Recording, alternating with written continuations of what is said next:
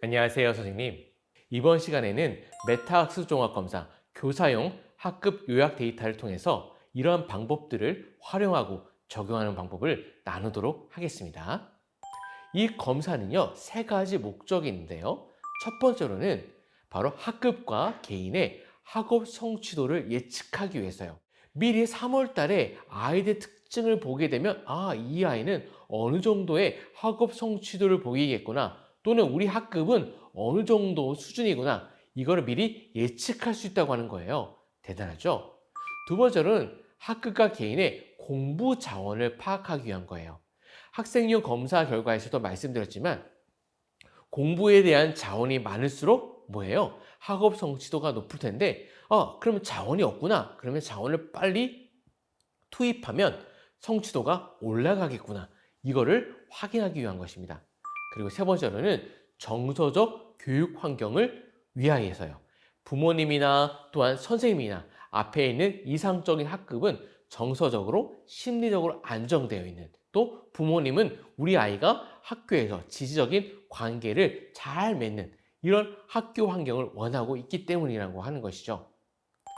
자, 그러면 이 검사는 계속 반복적으로 학업 성취를 얘기하고 있습니다. 자, 그러면 학업 성취를 위한 조건들이 어떤 게 있는지 알아볼까요? 자, 선생님들, 학생들 가르치면서 어떤 아이들이 공부를 잘하던가요? 한번 생각해 보시겠습니까? 굉장히 많으시죠? 실제로 학자들이 연구해 보면 이렇게 다양한 요인들이 학업 성취에 영향을 미친다고 얘기하고 있습니다. 한두 개 요인이 아닌 거죠. 그래서 학자들은 다시 이거를 분류를 했습니다. 네 가지 요인으로 구분했는데요. 공부를 잘하기 위해서는 학습자가 갖고 있는 개인의 특성, 좀 타고난 영역이 있을 수가 있겠죠. 두 번째로 학습자가 타고난 어떤 능력이 있다 할지라도 실제로 활동, 즉 기억 활동이나 집중, 실행 같은 활동을 하지 않는다면 그 아이는 학업 성취를 이루기 어렵겠죠. 그리고 개인이 갖고 있는 능력과 활동을 많이 한다 할지라도 심리적으로 불안한 상태라고 한다면 어떨까요? 좋은 성취를 거두기 어렵겠죠. 앞서 말씀드린 세 가지 요인이 모두 충족된다 할지라도 아이들이기 때문에 환경, 잘 가르쳐 주는 교사나 부모, 이런 공부 여건이 마련되지 않는다면 학업 성취에 부정적인 영향을 미칠 수밖에 없다고 하는 것이죠. 즉, 공부를 잘한다고 하는 것은 한두 가지 요인이 아니라 굉장히 복합적인 요인이 구조화되어 있음을 우리가 알 수가 있다고 하는 겁니다. 자, 그러면 이 검사의 이론적 모형인 바로 직무 요구 자원 이론 모형에 어떤 요인들이 어떻게 연결되어 있는지 설명을 드리도록 하겠습니다. 자, 바로 이렇게 구성되어 있어요. 자, 학습자 특성, 학습 태도나 동기, 인지 능력. 자, 어떻게 되어 있을까요? 긍정적 자아. 그쵸? 그 다음에 학업 열의와 성장력, 대인관계 능력, 그 다음에 메타인지, 이런 것들이 바로 뭐예요? 학습자의 고유한 특성이라고 볼 수가 있겠고요. 두 번째, 학습자의 활동, 뭐가 될까요? 실제로 공부하는 기억 활동, 집중, 계획성 실행, 바로 학습 기술, 행동입니다. 그래서 공부 환경이나 시간 관리, 수업 태도, 이런 부분들이 학습자의 활동이고요.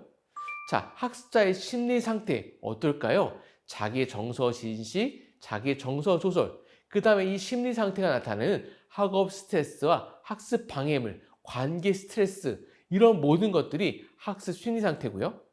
학습 환경 어떻게 됩니까? 바로 지지적 관계, 부모와의 의사소통, 학업 지지, 친구와의 정서 지지, 이런 모든 것들이 학습 환경입니다.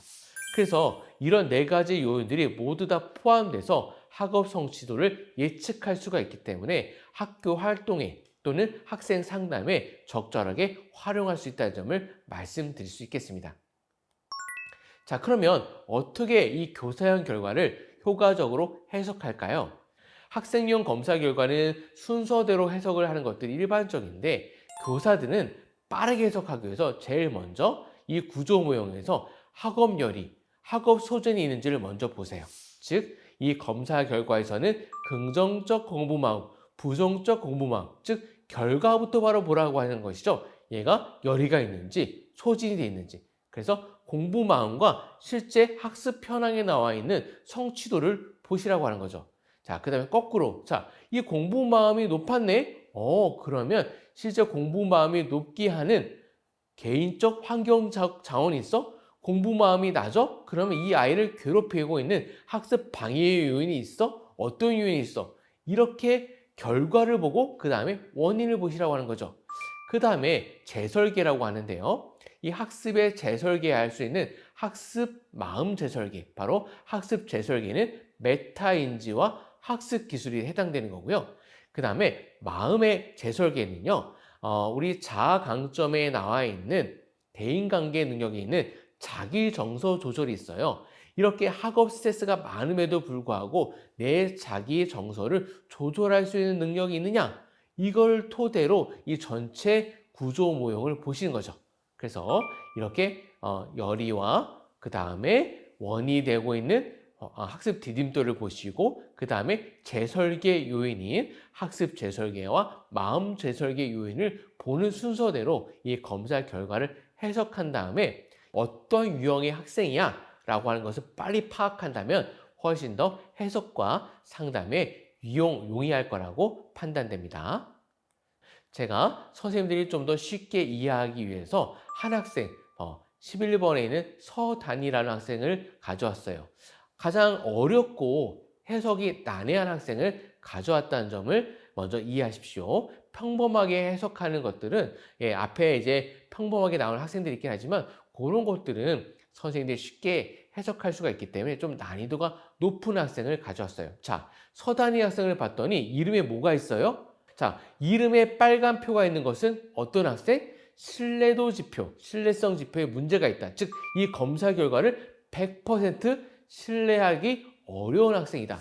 그렇지만 이 학생이 신뢰도 지표가 낮다 할지라도 검사 결과를 완전히 무시하셔서는 안 된다는 거예요. 해석에 주의를 하라는 점이지 완전히 무시하라는 점은 아니라고 하는 거죠. 자, 긍정적 공부만을 봤더니 상당히 좀 낮은 요인이 있어요. 근데 여기 보시면 학업 열의가 44점으로 보통값이에요. 즉 종합검수를 먼저 보라고 했죠. 종합검사는 평균이지만 하위 요인에서 낮은 요인이 있구나 이렇게 보시고요. 부정적 공부 마음도 결과값에는 보통이에요. 하지만 고갈이라고 하는 부분이 많이 있구나. 뭔가 학업에 고갈돼 있어요. 학업 열의에도 활기를 갖고 몰두하기 어려운 아이구나. 이걸 알 수가 있어요. 그리고 자율성이 빨간 줄이거든요. 얘가 뭔가 부모님의 압박을 받을 수도 있겠구나. 이게 유추가 되는 거예요. 그러니까 학업 성취를 봤더니 높아요. 학업 성취는 높은데 왜 긍정적 공부 마음과 부정적 공부 마음이 보통 수준이지? 자, 대부분 이럴 때 혼란이 빠집니다.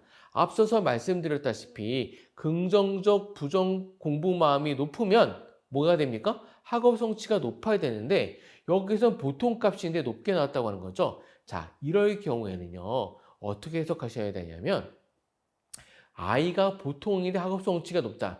아마도 굉장히 많은 공부량을 소화하면서 이제는 공부 마음이 좀 긍정적이지 않을 가능성이 높다고 하는 거예요. 부정적 공부 마음에 보면 고갈이 있죠. 얘가 성취도 높지만 지금의 마음 상태가 어떻다?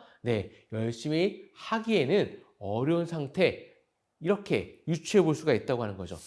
자, 자아 강점을 보겠습니다. 보통 이상이 나오죠. 이렇게 자아 강점 보통 이상이 나왔기 때문에 아마도 학업 성취도가 높게 나왔을 겁니다. 근데 보세요. 지지적 관계를 보시면 38점으로 낮은 점수고요. 부모 의사소통은 빨간 점수입니다. 아마도 이게 앞서 나왔던 학업 소진의 고갈에 대해 영향을 미쳤을 것 같아요. 부모님이 뭔가 계속 푸시를 하거나 의사소통이 안 되니까 마음에 고갈이 일어날 수가 있다고 하는 거죠. 이런 식으로 종합적으로 분석을 해야 이 아이가 이해가 되는 것이에요. 세 번째로 이제 학습 걸림돌, 학업 스트레스예요. 학업 스트레스가 55점입니다. 자, 이 학업 스트레스는 높을수록 뭐다? 안 좋은 거다라고 했죠. 높을수록 안 좋은 거예요. 그래서 이제 앞에까지는 높을수록 그 아무런 요인이 아니라 낮을수록 붉은 줄이 붉은 칼이 생겼는데 이건 높을수록 붉은 칼이 생깁니다. 그래서 여러분 학습 걸림돌에 해당되는 학업 스트레스와 학업 관계 스트레스는 높을수록 안 좋은 거다. 이 점을 확인해 보시는데 여기서는 이제 큰 특징은 보이지 않고 공부 부담이 있다. 자, 이 공부 부담이 높기 때문에 아마 학업 소진에서 고갈과 영향이 있을 것이다. 우리가 이렇게 예측해 볼 수가 있는 것이죠. 자, 그 다음에 이제 조절 요인. 바로 이 학습 기술과 자기의 정서 조절력. 바로 학습 재설계와 마음 재설계의 부분에 어떠한 특징이 있는지를 살펴보는데 여기서 보시면 메타인지는 보통 학습 기술은 조금 낮게 나타나고 있고요. 자기 정서는 조절은 보통의 값이 나타날 수가 있어요. 자, 이것도 해석에 주의를 하셔야 됩니다. 자, 학업 성취도가 높은 아이들, 공부를 잘하는 아이들은요, 스스로의 학습 기술이 낮다고 체크하는 경우도 있어요. 무슨 말씀이냐면 내가 공부를 잘하지만 자기 기준이 너무 높기 때문에 낮게 체크하는 경우도 있어요. 그래서 제가 이 부분을 조금 난이도가 높은 거라고 갖고 왔던 이유 중에 하나가 모든 거를 원인과 결과만으로 보지 마시고 학생의 상황을 보셔야 된다고 하는 거죠. 저는 오랫동안 심리검사를 개발하고 심리검사 상담도 오랫동안 했지만 가장 안 좋은 검사 해석은 뭐냐면 검사 결과에만 매몰돼서 학생을 바라보지 못하는 거예요. 이거를 꼭 주의하라고 제가 이 어려운 케이스를 가져왔습니다. 그러니까 검사 결과를 해석하실 때는 반드시 학생을 제발 보셔라. 검사 결과에 너무 매몰돼서 맹신하지 마셔라. 이 점을 주의점을 함께 알려드리기 위해서 이 케이스를 가져왔다는 점 이해하시면 되겠습니다. 자, 그러면 이게 조금 굉장히 난이도가 높지만 선생님들 오랫동안 학교 현장에서 계셨기 때문에 일반 상담자보다 훨씬 더 잘 이해하실 거라 생각해서 유형화를 가져왔습니다. X축은 자원, Y축은 마음, 그리고 그 안에 각각에 들어가는 값들은 공부 기술이라고 보시면 됩니다.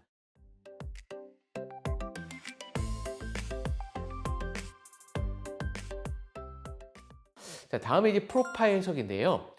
자, 자아 강점, 학습 디딤돌, 긍정적 공부 마음이 있는데 자아 강점과 학습 디딤돌은 뭐에 영향을 미치는 요인? 긍정적 공부 마음에 영향을 미치는 요인이라고 보시면 됩니다.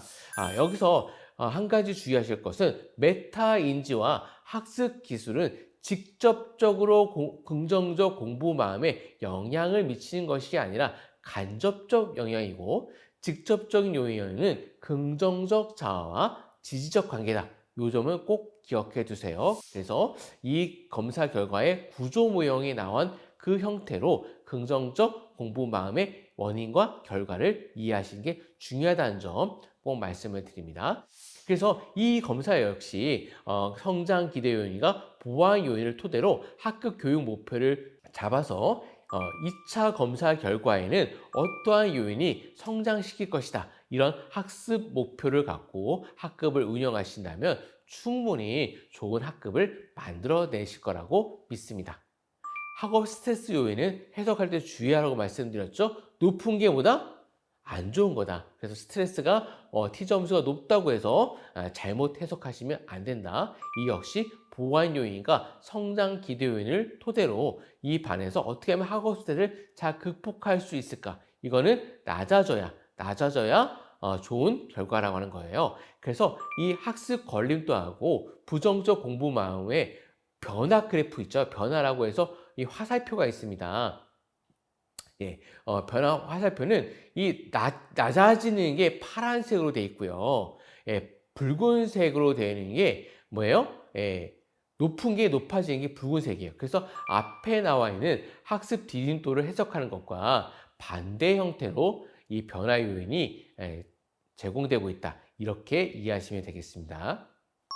자, 그래서 이런 종합적인 검사 결과 해석을 토대로 뭘 하셔라? 학급의 운영 목표, 우리 교육 목표를 어떻게 수립하고 어떻게 우리 학급의 강점을 분석하고 그래서 학급의 교육 효과를 높일지 이런 것들을 보시고 3월 달에 사전 검사 이후에는 반드시 뭐래라? 사후 검사를 통해서 이 종합적인 환경을 분석하셔라. 근데 주목할 게 있어요. 바꿀 수 있는 요인과 바꿀 수 없는 요인을 잘 구분하셔라. 환경 중에서도요, 바꾸기 어려운 요인들이 있어요. 그래서 모든 것들을 선생님이 다 바꾸려고 하시기보다는 이 개인 요인과 환경 요인을 적절하게 보셔서 너무 바꾸기 어려운 요인보다는 바꾸기 쉬운 요인 중심으로 이 학급 운영을 하시는 것이 더 현명하다는 점 미리 말씀을 드립니다. 자, 그러면 이렇게 해석했던 결과를 토대로 해석 실습을 해보도록 하겠습니다.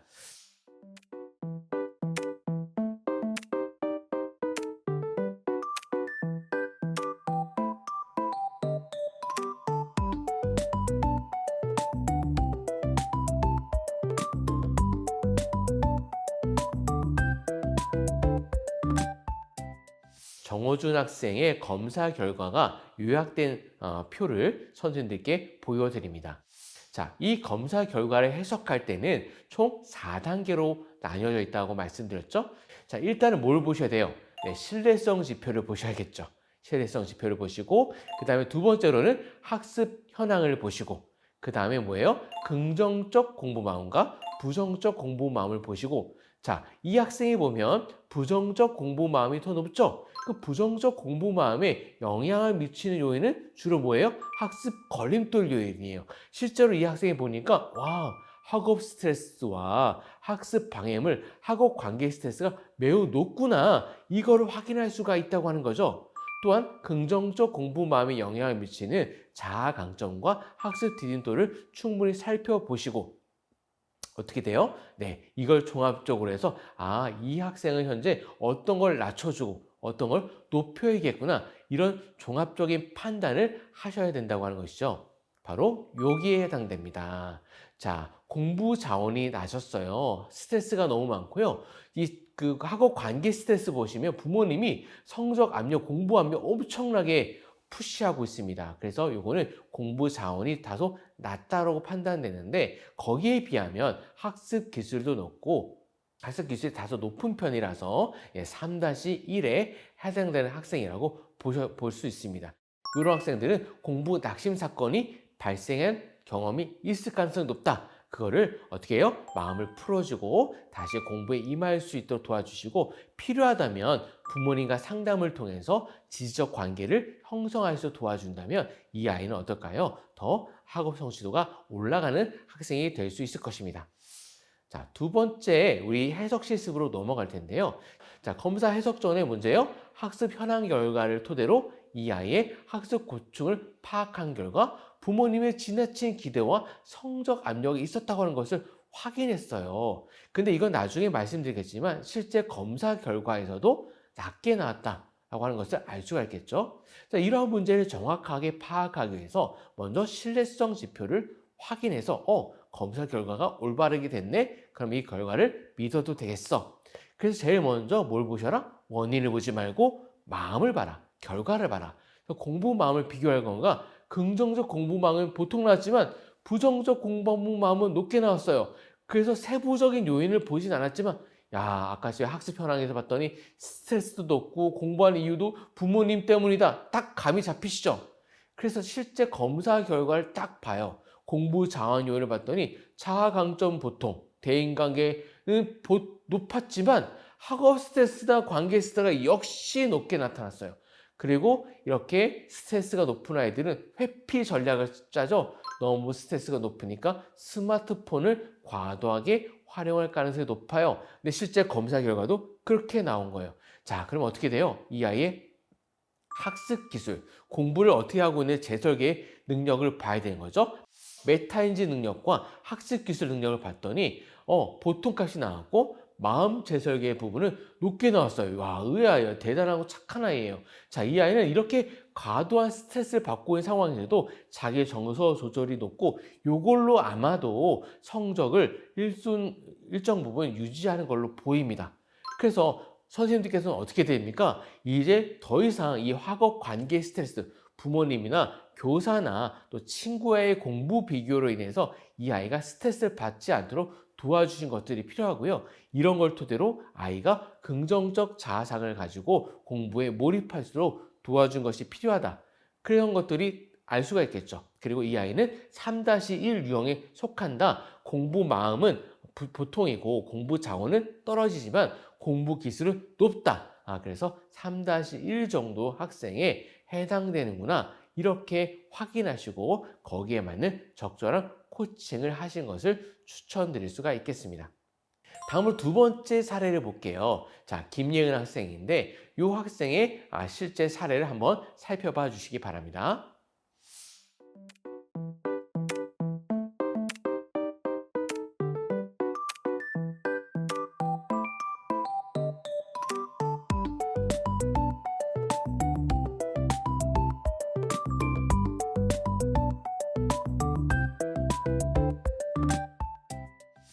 자, 이 사례를 살펴보고 검사를 했을 때 나왔던 검사 결과입니다.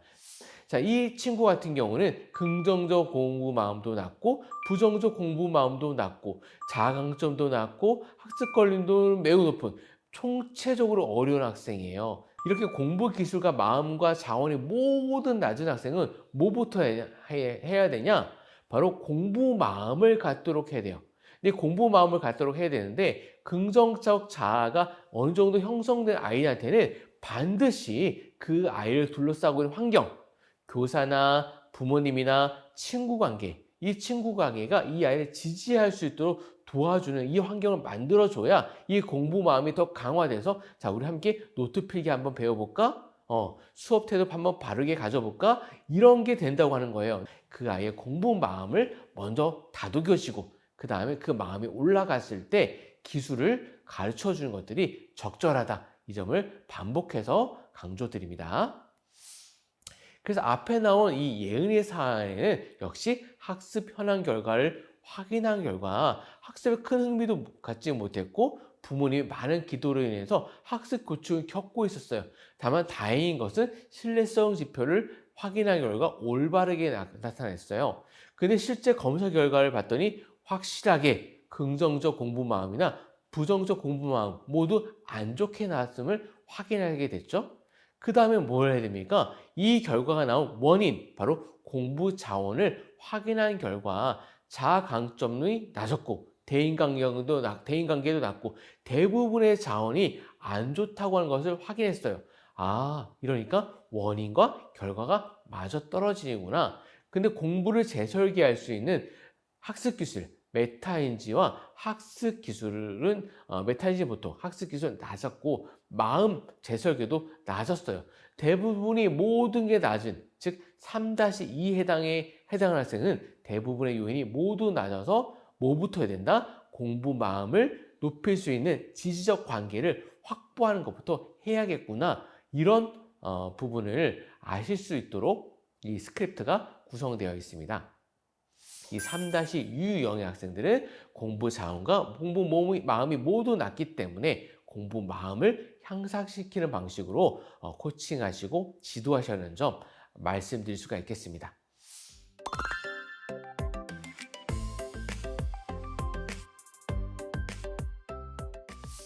자, 그러면 선생님들, 이 검사를 가지고 단지 학습에 국한되어 있지 않고 사회 정서 학습 역량을 향상시키기 위해서 메타학습 종합 검사를 어떻게 활용할 수 있을까 함께 알아보는 시간을 갖도록 하겠습니다.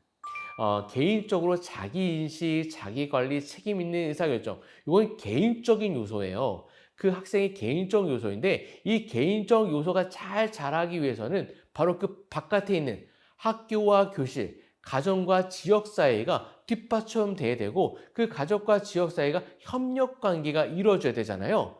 그런데 선생님들, 부모님이 얼마나 아이에게 지지하는지를 내가 학교에 있는데 어떻게 아나요? 그 많은 친구들이 이 아이를 지지하고 있는지 어떻게 알고 있나요? 선생님들은 담임 선생님에서 나는 아이들을 지지하고 있지만 다른 반 선생님, 다른 과목 선생님 또는 학원에서 이 아이를 지지하고 있는지를 어떻게 알고 있나요? 메타학습 종합검사는 이 개인의 능력과 환경을 모두 측정하고 있기 때문에 사회정서학습을 알게 하는데 아주 중요하다고 하는 거예요. 그래서 이 개인적인 부분만 아니라 이 아이를 둘러싸고 있는 환경적인 요인까지 충분히 측정하고 있기 때문에 이 사회정서학습 역량을 기르는데 매우 최적화되어 있다. 이렇게 말씀드릴 수가 있습니다. 자, 그러면 어떤 요인이 연결되어 있는지 말씀드리도록 하겠습니다. 자, 첫 번째, 사회정서학습의 자기인식은요, 긍정적 자아와 메타인지가 연결되어 있습니다. 자, 자기인식이라고 하는 것은 잘 아시겠지만 자신의 능력과 정서를 정확하게 인식하는 수준에서 학습 자신감과 학습 정보 능력이 기초가 됩니다. 그래서 이 긍정적 자아를 통해서 자기 자신을 긍정적으로 인식하고 또한 메타인지를 통해서 자기 인식을 하는 거예요. 그 다음에 제가 우리 척도 자체에 자기 정서 인식, 자기 정서 조절이라는 척도 자체가 있어요. 대인관계 능력에. 이거가 바로 이 자기 인식을 측정할 수 있는 주요한 요인들입니다. 이런 요인을 통해서 사회정서 학습이 이 아이가 얼마큼 발달되어 있는지를 확인할 수가 있고요. 두 번째, 사회적 인식. 말할 필요 없이 대인관계의 능력이죠. 이 대인관계의 능력을 통해서 타인의 정서를 얼마나 인식하는지, 타인을 얼마나 공감하는지 이런 걸 확인해 볼 수가 있다고 하는 것입니다. 직접적인 학습 요인뿐만 아니라 이 아이가 청소년으로서 발달 단계에 필요한 또래와의 관계의 중요성을 알고 이걸 측정 요인으로 놓다고 하는 것이고요. 이걸 토대로 사회적 인식을 유추해 볼 수가 있다고 하는 거예요. 다음으로 관계 기술입니다. 자, 당연히 관계 기술, 대인관계 능력 들어가고요. 또 이 아이를 둘러싸고 있는 지지적 관계, 또 학업 관계 스트레스, 이 세 가지 요인으로 이 아이가 관계를 어떻게 맺고 있느냐, 또한 지지적 관계를 맺고 있느냐, 관계 때문에 힘들어하고 있지 않는지를 종합적으로 측정합니다. 굉장히 우수하죠? 그래서 선생님들께서 사회정서학습 프로그램을 하신 다음에 다시 이 메타학습 종합검사를 하시더라도 어떻게 이 둘러싼 환경이 개선됐는지를 확인하는 중요한 척도로 활용할 수 있다고 하는 것입니다. 다음으로 책임 있는 의사결정이에요. 의사결정은 누가 합니까? 학생 본인이 하죠. 자, 메타인지 요소가 어떻게 돼 있어요? 계획하죠. 계획 누가 합니까? 학생 본인이 하죠. 점검 누가 합니까? 학생 본인이 해야죠. 조절 누가 합니까? 학생 개인이 합니다. 그래서 이 메타인지를 높인다고 하는 것은 단지 인지 위의 인지, 초인지만 어빌리티, 능력만 올라가는 것이 아니라 책임 있는 의사결정을 향상시키는 데 도움이 된다고 하는 거예요. 그 다음에 공부 환경을 바꾼다든지 시간 관리를 잘한다든지 이 역시 뭡니까? 내가 주체적으로 행동적으로 책임 있는 의사결정을 해야지만 공부 환경을 깨끗하게 정리하고 타임 스케줄을 짜고 수업 태도를 올바르게 잡고 노트를 또박또박 쓰고 이런 모든 것들이 책임 있는 의사결정이고 또 한 가지 우리 아이들이 청소년 발달 단계에서 책임 있는 의사결정 뭡니까? 스마트폰 나를 하루에 30분만 하기 혹은 1시간만 하기 이렇게 책임 있게 내가 내 시간을 통제하는 거 뭐로 측정합니까? 바로 우리 검사의 학습 방해물 척도로 게임 과몰입과 스마트 의존을 척도를 측정하고 있다고 하는 겁니다. 마지막으로 자기관리 가장 많은 요인들이 섞여 있습니다. 학업 요리, 내가 얼마나 공부에 활기를 느끼느냐, 몰두하느냐, 자기관리와 관련돼 있죠.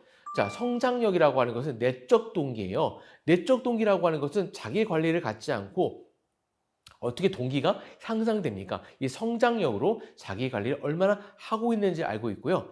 학업 스트레스, 선생님들 업무 스트레스 받을 때 어떻습니까? 스트레스를 조절해야 되겠죠. 스트레스의 성적 부담이나 공부 부담이나 수학 부담이 있음에도 불구하고 이걸 낮추는 아이들이 있어요. 대단하죠? 이런 아이들은 뭡니까? 자기 관리가 된다고 하는 거죠. 그 다음에 학업 소진 역시 마찬가지입니다. 내가 고갈이 될 수 있어요. 밤늦게까지 공부했어요. 너무 많은 과제가 있어요.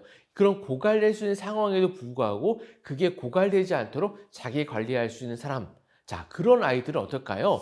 네, 학생이기 때문에 굉장히 많이 우리는 학교에서도 공부하고 학원에서도 공부하고 집에서도 공부합니다. 즉, 자기 관리는 이 학습과 별개로 놓을 수 없는 아주 중요한 요인이에요. 그래서 사회정서 학습은 학습과 연계해서 함께 고민해 보심으로 인해서 우리 반 아이가 정말로 적절하게 이 5개 요인들이 펼쳐질 수 있도록 노력하는 것들은 이 검사를 통해서 측정하고 또한 관리할 수 있다.